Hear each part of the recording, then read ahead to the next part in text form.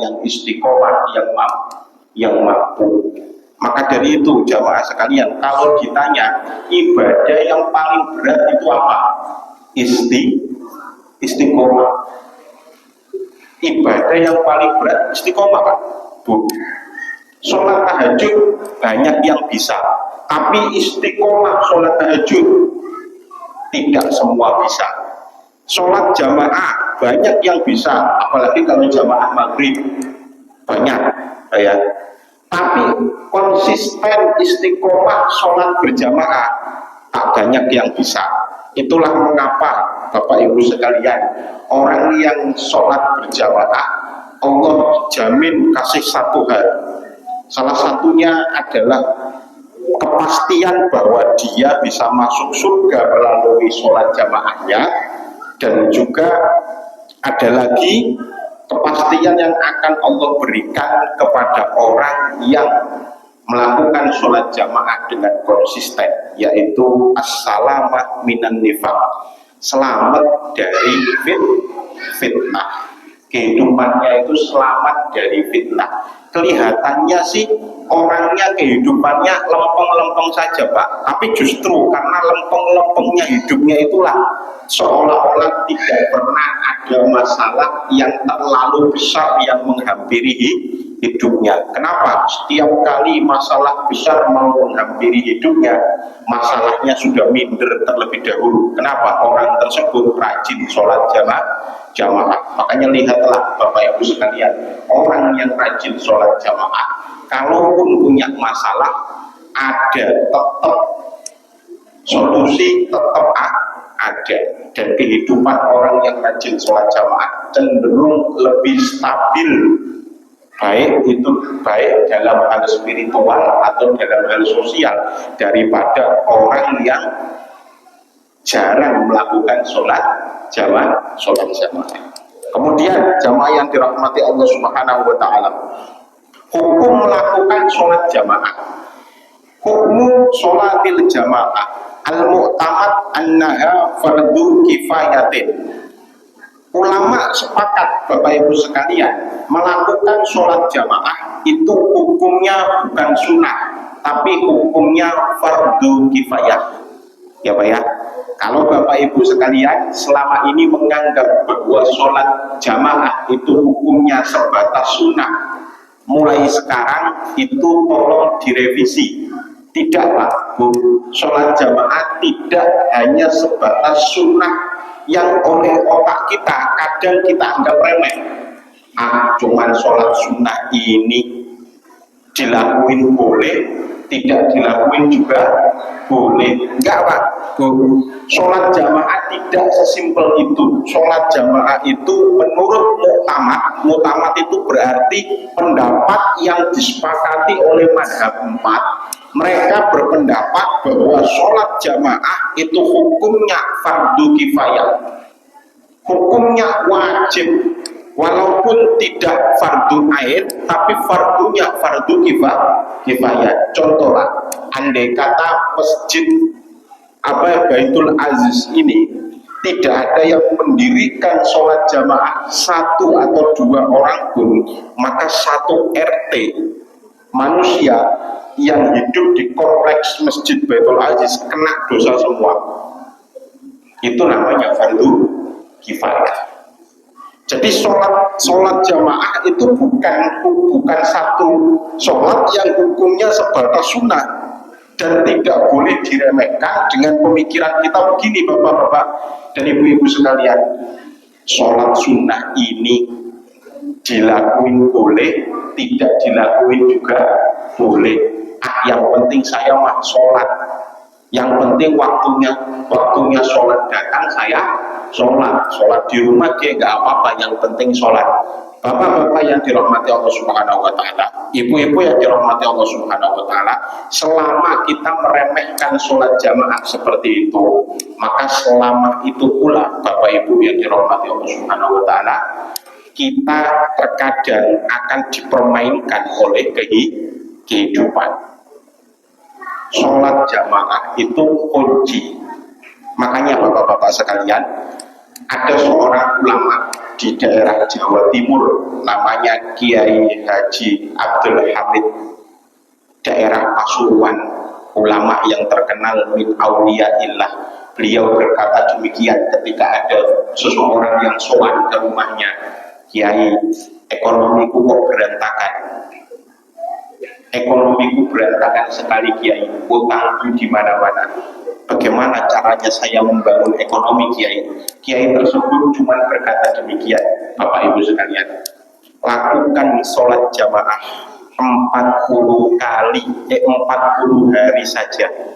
Kalau di hari ke-40 masalah ekonomimu tidak juga hilang, datang ke sini potong telinga saya.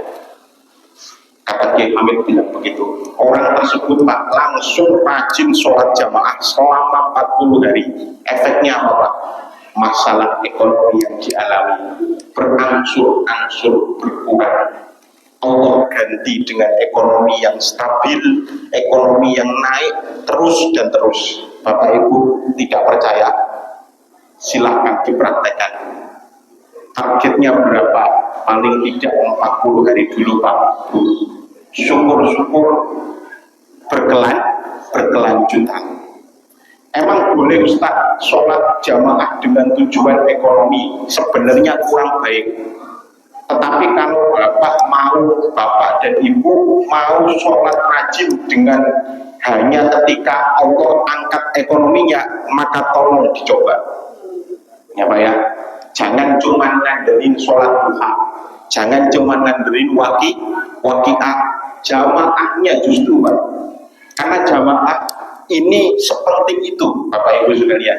Jika tidak percaya Bapak Ibu sekalian, yang mungkin sekarang punya banyak cicilan, punya banyak hutang, misalkan ada 1 atau 2 yang hutangnya masih belum lunas, boleh dicoba sholat jamaah 40 hari 40 malam, coba dilakukan.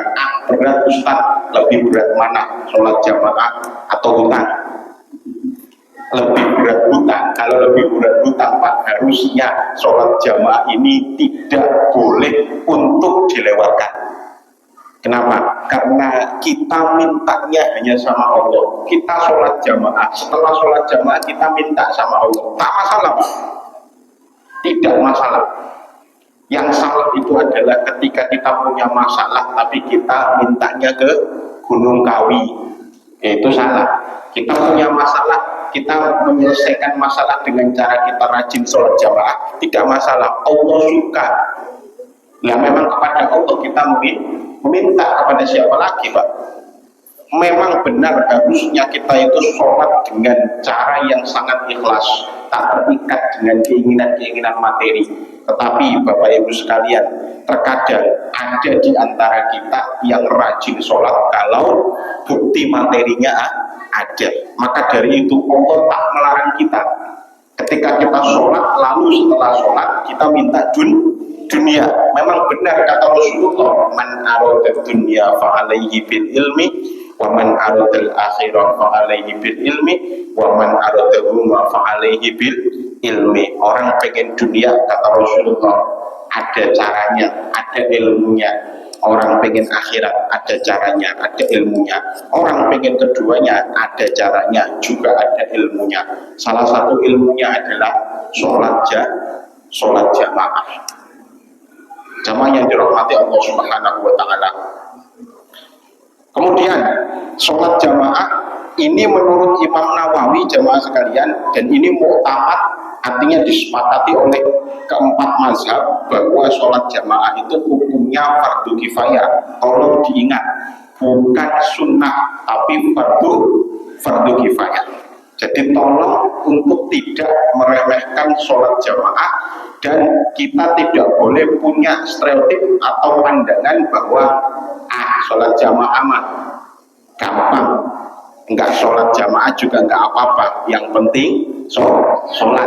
Tolong pandangan seperti itu dibuang baik-baik. Selama Bapak Ibu sekalian kita di rumah tidak memiliki urusan yang sepenting itu, maka selama itu pula kita wajib untuk melakukan sholat jamaah. Kecuali Bapak Ibu sekalian memang kita posisinya tidak di rumah, habis isya posisi kita ada di jalan, pulang dari kerja masih di jalan, ketinggalan sholat jamaah di Baitul Aziz, tak masalah kalau seperti itu. Atau kita lagi di rumah, ada tamu yang memang tak bisa untuk kita tinggal, misalkan Bapak Ibu sekalian, lalu kita menjamu tamu tersebut sampai kemudian kita tertinggal sholat jamaah di Masjid Baitul Aziz, tak masalah. Tapi kalau di rumah nggak ngapa-ngapain, hujan juga tidak, makanan sudah ada, anak sudah pada gede-gede, anak yang masih kecil pun juga ditinggal nggak nangis, kita di depan HP sedang leyeh-leyeh tidur, dengar azan, suara dari Masjid Baitul Aziz, misalkan jamaah sekalian lagi megang HP nggak ngapa-ngapain. Ini orang yang seperti ini yang dituntut oleh Allah untuk meletakkan HP lalu ke masjid untuk melakukan jamaah. Tapi mereka yang sedang disibukkan, contoh bapak-bapak sekalian, benar-benar baru pulang dari pekerja, saat azan baru benar-benar sampai di depan rumah, baru benar-benar membuka helm, tidak masalah dia masuk dulu, bersihkan tubuh terlebih dahulu. Ternyata setelah membersihkan tubuh, masjid sudah kuat, lalu jamaah sendiri sama istri di rumah, tak masalah. Yang jadi masalah adalah yang di rumah tidak ngapa-ngapain, punya banyak waktu, punya banyak kesempatan untuk sholat jamaah, tapi ada saja alasan yang selalu dibuat. Tiba-tiba saat sholat jamaah, tiba-tiba dia memasukkan pandangan dalam pikirannya sendiri bahwa perutnya sakit. Waduh, tiba-tiba perut saya sakit. Padahal nggak sakit, Pak. Ya, ada aja kalau saat azan datang tiba-tiba merasa perutnya sakit. Akhirnya ke kamar mandi, di kamar mandi lama sekali azan selesai. Keluar ke kamar mandi, selesai pula sholat. Akhirnya sholat sendiri. Itu salah satu termasuk bagian dari pengredonya setan, atau kalau kita sebut sebagai was-wasnya setan. Setan itu kadang seperti itu Bapak Ibu sekalian. Waktunya kita sholat jamaah, sebelum sholat jamaah nggak ada tuh masalah bagi kita. Tiba-tiba saat azan datang mengharuskan kita sholat jamaah, tiba-tiba kita merasa punya masalah, punya problem, ya Pak ya. Tiba-tiba ada saja, dan itu alasan-alasan seperti itu yang memang disupport oleh setan, sampai akhirnya kita memutuskan nggak usah jamaah. Terkadang juga Bapak Ibu sekalian muncul perasaan seperti ini, saya tak mau sholat jamaah lah. Kenapa? Karena kalau saya sholat jamaah nanti saya riya, ya Pak ya. Kadang ada yang punya pemikiran begitu, merasa riya itu Bapak Ibu sekalian pekerjaan yang buruk. Riya itu kan melakukan satu ibadah tapi niatnya untuk orang lain, itu buruk. Tapi lebih buruk lagi orang yang tidak jamaah hanya gara-gara takut riya. Itu artinya dia sudah kena jebakan Batman. Jebakan Batman itu jebakan setan, Pak ya. Setan itu pintar, Pak. Kalau tidak bisa menghentikan kita sholat jamaah dengan cara yang kasar, dia akan membuat kita berhenti dari sholat jamaah dengan cara yang halus. Salah satu cara yang halus adalah udah, kamu tak usah banyak-banyak sholat jamaah ke masjid. Kalau kamu nanti rajin sholat jamaah ke masjid, muncul nanti sifat sombong kamu, muncul nanti sifat riya kamu. Apa gunanya sholat kalau kamu punya sifat riya? Apa gunanya sholat kalau kamu di dalam hati kamu penuh dengan riya? Lebih baik kamu sholat sendirian di rumah, tapi kamu tidak riya. Akhirnya otak kita berkata, oh benar juga ya, daripada saya jamaah tapi saya riya, lebih baik saya di rumah sholat sendirian tidak riya. Yang salah yang mana Bapak Ibu sekalian? Yang salah mereka yang tak mau jamaah hanya gara-gara takut riya. Enggak apa-apa Bapak Ibu sekalian, kita sholat di awal-awal kita sholat, tujuan kita riya itu tidak masalah, karena memang kita latihan Pak. Orang itu tak bisa sholat langsung ikhlas seketika itu, tidak bisa. Ikhlas itu perlu